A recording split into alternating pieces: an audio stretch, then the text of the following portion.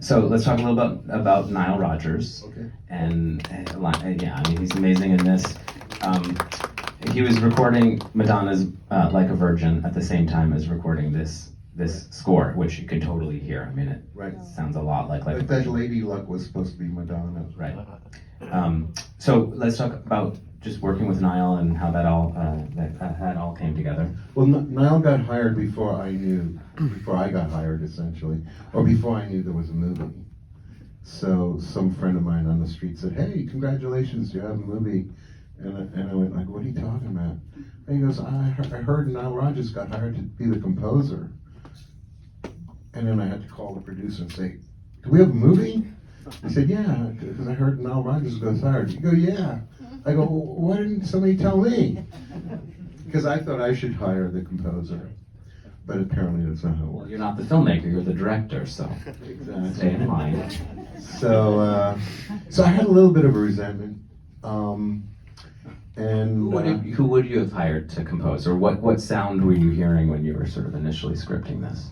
Well, I think I would have probably used somebody like Suicide or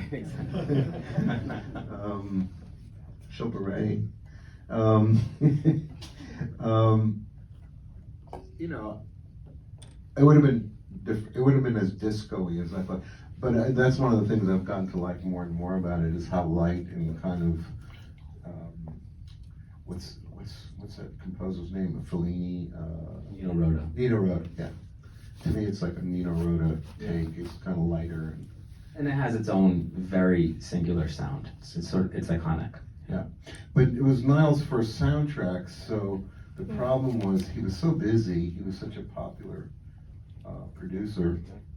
He just produced David Bowie, Let's Dance, and Debbie Harry's solo record, Cuckoo. Yeah. Mm-hmm. So he was so busy that, and he had left it to the end, and so at night we would be in Studio B, and which was little, and he would be making the soundtrack like on a little Casio piano or something. I'm like, what? And then Studio A was Madonna, and so when he'd be in there, I'd be like freaked out because we had to get cut in the morning and mix it the next day after that. So I'd go into Madonna's studio and pull them out, and she would come in and pull them out, and she would say, you know, "Niall, this movie sucks, you know, come on."